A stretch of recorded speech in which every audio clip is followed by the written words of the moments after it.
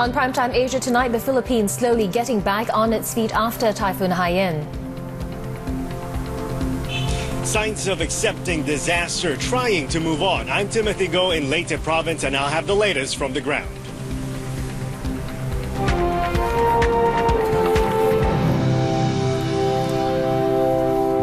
Channel News Asia has reporters spread out across the disaster zone. We have Jack Bod, who is in Bantayan Island, north of Cebu, tracking the progress of an aid agency. Steve Clark is talking to people in Guiuan, Samar province, where the typhoon made landfall.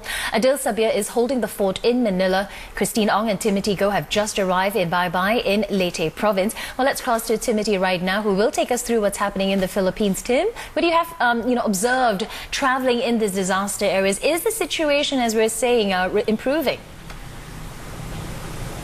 Well, Glenda, first of all, let me address why it's very dark where I am right now. There is still no power in most of Central Visayas. As we told you last night, power will only be restored closer to Christmas time. Now, quite a few significant developments to tell you about during the day today. Though first, the Interior Secretary, Mar Rojas, comparing the Tacloban situation to a hospital triage, says Tacloban is now out of the ICU, the intensive care unit, and is now in his words, recovery. So we drove around to have a look, and there was some proof of this, of what he was talking about.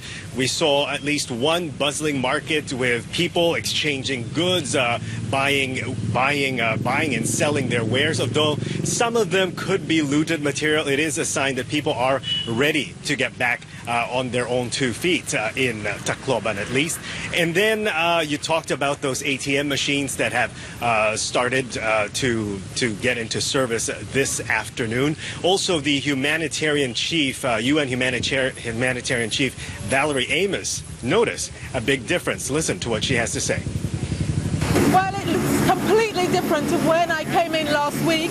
I'm really delighted that so much progress has been made, so much more aid is going out, and that people are getting the vital supplies that they need. Now, of course, Glenda, all this is possible because there are no more dead bodies on the streets. At least we didn't see any. Most have been cleared, except for those, they told us, still under the rubble. Those will take time to get to. But for most part, you don't smell the stench of death on the streets of Tacloban anymore, unlike just a couple of days ago when our colleague Christine Ong was there. We also spoke to the vice mayor, and to add to what you said earlier, Glenda, he also cautioned Taclobanons not to rely too much on relief handouts, and he encouraged those who can to start living life as normal. Of course, if you recall last week, there were accusations that Tacloban was not prepared enough for the wrath of Typhoon Haiyan. But after looking around and analyzing the topography of Tacloban, I began to wonder if a city can really prepare when the city was built on an area that would not have stood a chance when a combination of super typhoon and storm surge hit. The topography and location of Tacloban makes the city extra vulnerable when a storm hits. Much of Tacloban is below sea level. If you take a look at the map of Leyte, Tacloban is nestled between the Pacific Ocean in the east and the Gulf of Leyte in the south. If you look further inland, the city is sheltered in the north and the west by mountains. And that means Taclobanons are trapped by nature. When a combination of super typhoon and storm surge hit, there is nowhere to run. Evacuating the coast up to the mountains means risking landslides, which usually come with heavy rains and strong winds. With the city in ruins, Tacloban city leaders now have a chance to rebuild the city the right way. But will they? Actually, we have a dilemma at this time. No? Do we rebuild the city or do we abandon the city? Considering the geographical location of the city, considering that every typhoon that hits the Philippines is always straight ahead that will hit our city. No? So the choice right now we have to make is that if we rebuild this city, then we have as well, once and for all, build it well. That will be hopefully typhoon-proof. No? Tacloban needs to redraw the city based on areas not destroyed by the typhoon. Experts Channel News Asia consulted recommended building the coastal city higher than the 5-meter storm surges. City officials are also urged to position the city's most essential services like hospitals, evacuation centers, and emergency services on higher ground, out of the path of surging seawater. Survival of the new Tacloban will depend very much on lessons learned from this disaster. Timothy Go, Channel News Asia, Tacloban. Well, let's have a look at other devastated areas around the central Philippines. Guiuan in the southeast of Samar province is proving to be a rare case of relatively successful disaster management. Channel News Asia's Steve Clark is currently in Guiuan, and he filed this report.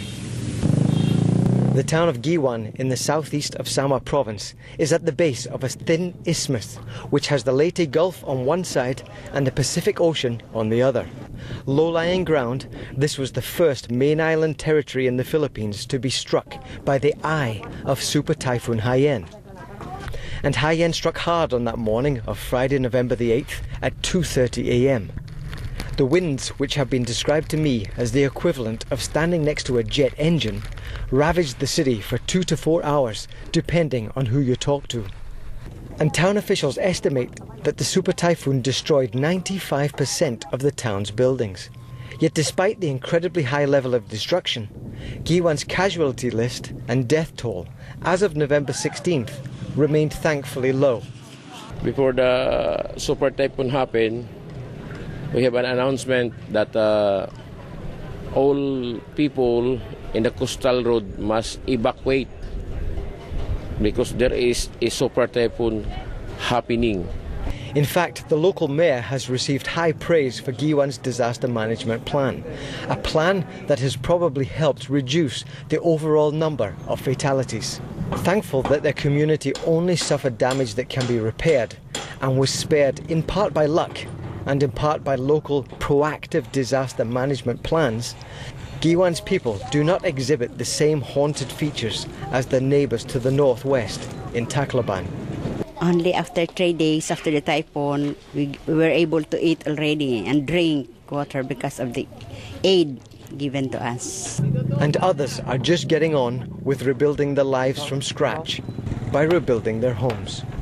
Walking around Guiuan, the destructive force of the eye of Super Typhoon Haiyan is evident in every building that you see, but is not reflected in the smiles of the children and the indefatigable cheerfulness of the people that you meet. And thanks to the relative success of Guiuan's disaster management actions, they're already starting to move on from emergency relief to the rehabilitation phase of this crisis, rebuilding property and rebuilding lives. Steve Clark for Channel News Asia, Guiuan, Samar Province.